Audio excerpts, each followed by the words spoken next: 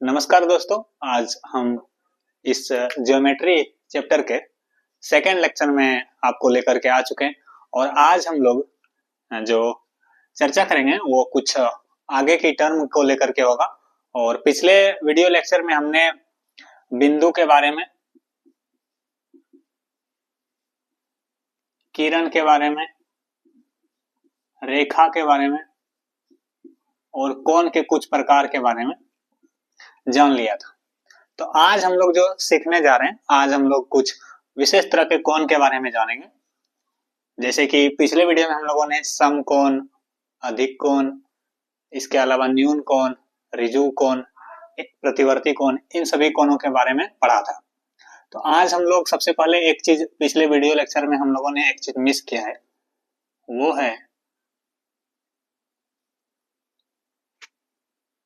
है रेखाखंड। क्या है? रेखाखंड। इसको समझ लेते हैं पहले। देखिए, आपको क्या बताया था कि अगर एक नोक कर देते हैं तो क्या बन जाता है? बिंदु बन जाता है। और एक और खींच देते हैं अनंत तक तो वो क्या बन जाता है? किरण बन जाता है। और अगर दूसरी ओर भी खींच दिया जाता है तो वो क्या बन जाता है?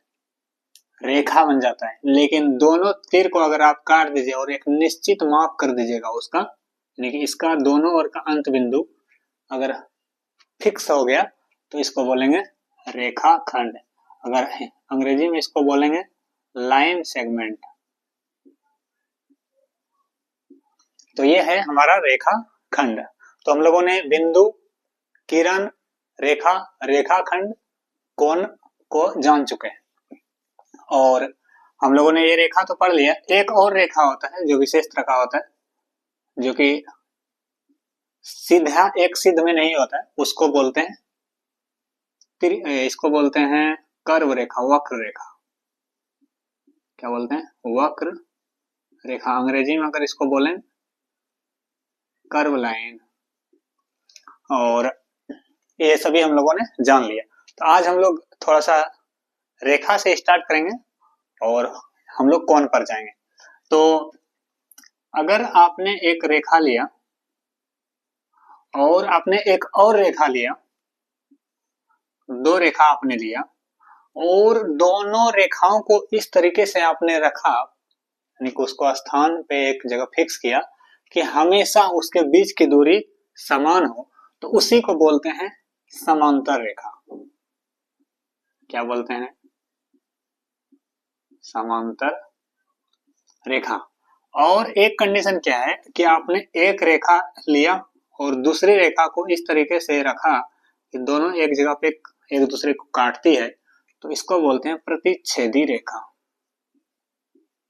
क्या बोलते हैं? प्रतिच्छेदी रेखा। और अगर अंग्रेजी में इसको बोलेंगे तो पैरेलल लाइन, और हिंदी में इसको बोलेंगे इंटरसेक्टिंग लाइन।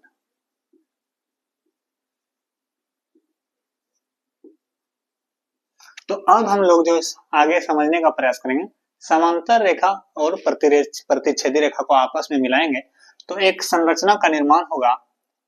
आप देख सकते हैं इस तरीके से होगा।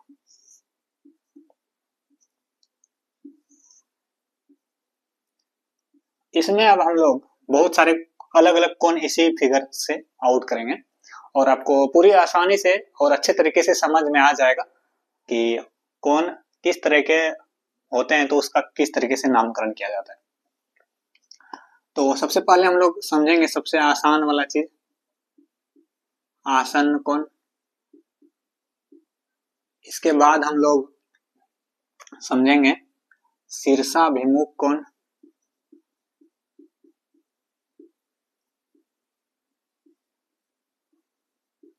इसके अलावा हम लोग आगे समझेंगे रैखिक कोण, युग्म भी बोलते हैं लेकिन हम लोग यहाँ पर कोण के रूप में समझेंगे। इसके अलावा हम लोग जानेंगे एकांतर कोण।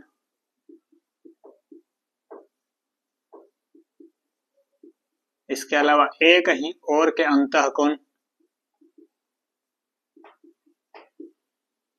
के अंतः कोण, इसके अलावा एक ही और के बाह्य कोण,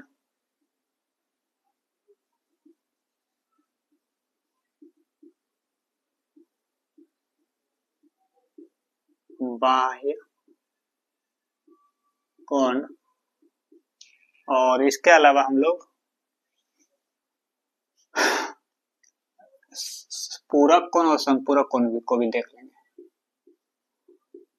पूरक कोण, संपूरक कोण, इतने तरह के कोण को आज हम लोग आपको समझाने का प्रयास करेंगे। मेरे साथ सामने एक मेरा दोस्त बैठा हुआ है विकास जी, वो देख रहे हैं इस चीज को।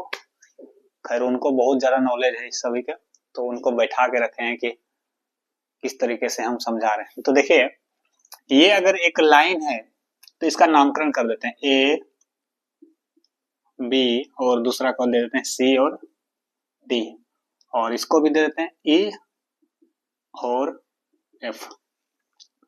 तो पहला कंडीशन अगर हम लोग यहाँ समझेंगे, ए बी का पैरेलल कौन है, सी डी। इसको पैरेलल को कैसे लिखते हैं, इसे लिखते हैं सी डी, और एक प्रतिच्छेदी रेखा कौन है, ई एफ। अब समझिएगा, सबसे पहले हम लोग जाएंगे आसन कोण पे। आसन कोण क्या होता है? अच्छा, पहले कोण देखिए कितना बन रहा है यहाँ पे, 1 2 3 4 5 6 7 8, ये 8 कोण साफ साफ दिखाई दे रहा है। आसन कोण का मतलब होता है कि दो कोणों का, जो कोणों को बनाने वाली भुजा होती है, जैसे मैं अगर यहाँ पर बात की, अगर एक कोण लेते हैं यहाँ पे बी, और इसको मान लेते हैं कुछ कटान हो रहा है तो ई एफ जी ले लेते हैं इसको, और इसको एच। तो यहाँ पर जो एक कोण बन रहा है, ये वाला कोण, तो यहाँ पर देखिए बी जी ई, कोण क्या बोले, कोण बी जी और ई। यहाँ पर आपको सेंटर में कौन आ रहा है, जी आ रहा है। और दूसरा कोण जब आप लीजिएगा इधर का, और साथ ही साथ एक बात और बताना था कि कोणों को बनाने वाली जो किरण होती है उसको भुजा बोल सकते हैं। तो यहाँ पर कौन कौन सा भुजा हो गया, एक जीबी हो गया और एक जीई हो गया, या ईजी और बीजी ऐसे बोल सकते हैं। तो और दूसरा जो कोण यहाँ पर बन रहा है, कोण ई जी ए, ई जी ए, इसमें आपको एक भुजा कॉमन दिख रहा है, ये देखिए, ये इसके लिए भी काम कर रहा है और इसके लिए भी काम कर रहा है। तो एक ही भुजा के दोनों ओर बनने वाले कोण क्या कहलाएंगे, आसन कोण। तो आपको कमेंट बॉक्स में सभी आसन कोण जितना का यहाँ निर्माण हो सकता है आपको बताना है। तो अगर हम आपको ऐसे आसान कर देते हैं, 1 2 3 4, इसके अलावा 5 6 7 8, अब समझिएगा 1 2 आसन कोण हो जाएगा, ठीक। इसके अलावा 2 और 4 भी हो जाएगा, इसके अलावा 4 3 हो जाएगा, इसके अलावा 1 3 हो जाएगा। फिर यहां से लीजिएगा 5 6 7 7 8 8 5, तो कितने आसन कोण हो जाएगा, ऊपर से 4 निकला और नीचे से भी 4, युग्म के रूप में होते हैं, दो कोणों का युग्म आसन कोण के रूप में आते हैं।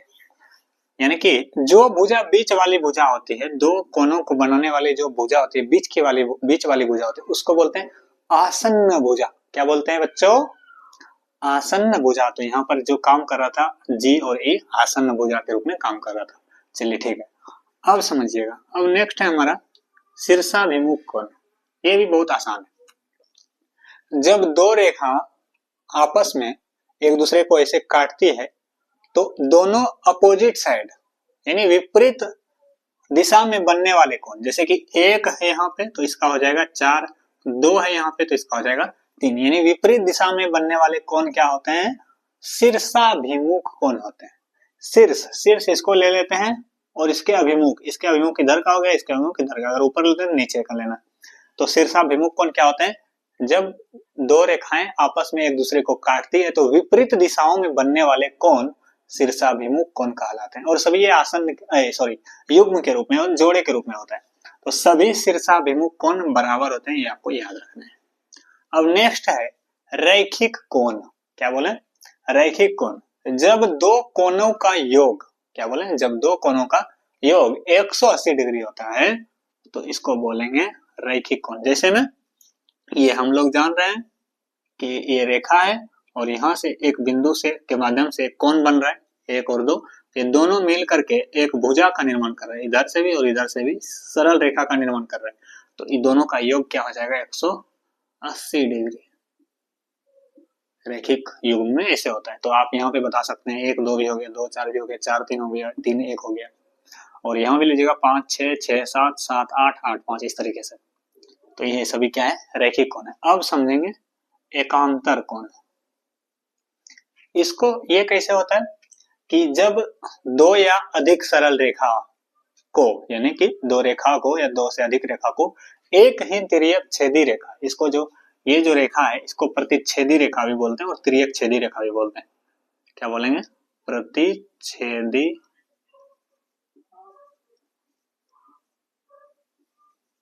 रेखा। ये जो काटती है तो एक ही तरह के बने कोण, क्या बोलेंगे, एक ही तरह के। देखिए 1 और 5 एक ही तरह का है, 2 और 6 एक ही तरह का है, 4 और 7 एक ही तरह का है, 3 और 8 एक ही तरह का है।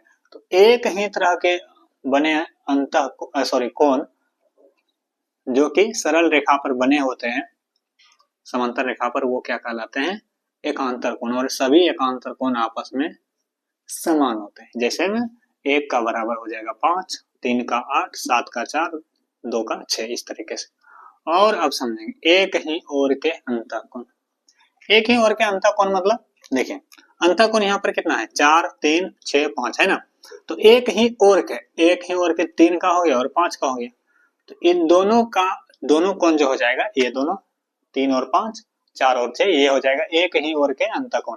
और इसका योग जो होता है 180 डिग्री होता है हमेशा। अब बोल रहा है एक ही ओर के बाह्य कोण। पहले समझते हैं बाह्य कोण कहाँ बन रहा है। तो 1 और 2 बाह्य कोण है, 7 और 8 बाह्य कोण है। तो एक ही ओर के बाह्य कोण यहाँ पे हो जाएगा 2 और इधर का हो जाएगा 7, तो ये दोनों एक ही ओर के बाह्य कोण हो गया। 1 और 8 ये भी एक ही ओर के बाह्य कोण हो गया, तो इसका भी योग 180 डिग्री होता है। तो आशा करते हैं कि आप यहाँ तक चीजों को समझ पाए हैं। हाँ, और एक चीज है, एक है पूरक कोण और दूसरा है संपूरक कोण। समझिएगा, जब दो कोणों का योग, यानी अगर एक कोण ए है एक कोण बी है, दो कोणों का योग 90 डिग्री हो तो उसको बोलते हैं पूरक कोण। पूरक कोण का मतलब हुआ कि दोनों ए के लिए बी के लिए दोनों एक दूसरे के पूरक कोण है, जिसका कि योग 90 डिग्री हो रहा है, तो दोनों के लिए क्या कहलाएगा, पूरक कोण। जैसे में अगर ये यहाँ पर 90 डिग्री है लेकिन यहाँ पर ये 40 डिग्री और इधर 50 डिग्री, तो ये कोण जो बन रहा है और ये कोण जो बन रहा है, दोनों के लिए क्या हो जाएगा, पूरक कोण, इस तरीके से। तो आपको अगर बोला जाए कि एक कोण पूरक युग्म में 30 डिग्री है तो दूसरा कितना हो जाएगा, 60। अगर दूसरा 75 है तो पहला क्या हो जाएगा, 15, इस तरीके से। इसी तरीके से दूसरा क्या है, अगर दो कोणों का योग 180 डिग्री होता है तो ये उसको बोलते हैं संपूरक कोण। संपूरक कोण जैसे में अगर एक 80 रहेगा तो एक कितना हो जाएगा, 100। अगर एक रहेगा 90 तो दूसरा भी हो जाएगा 90। एक हो जाएगा 110 तो दूसरा हो जाएगा 70। ये युग्म के रूप में काम करता है। आशा करते हैं कि आप सभी ये दोनों वीडियो लेक्चर्स देखने के बाद बिंदु, रेखा, किरण, रेखाखंड, कोण, समकोण, अधिक कोण, प्रतिवर्ती कोण, इसके अलावा आसन कोण, शीर्षाभिमुख कोण इत्यादि सभी चीजों को अच्छे तरीके से समझ पाए। और मिलते हैं अगले वीडियो में। इन सभी के अलावा भी और सभी चीजें हैं जो कि जानना आपके लिए जरूरी है। आप किसी भी एग्जाम की तैयारी कर रहे हैं तो मूलभूत चीजों को समझना बहुत जरूरी होता है। तो मिलते हैं अगले वीडियो में। नमस्कार, जय हिंद।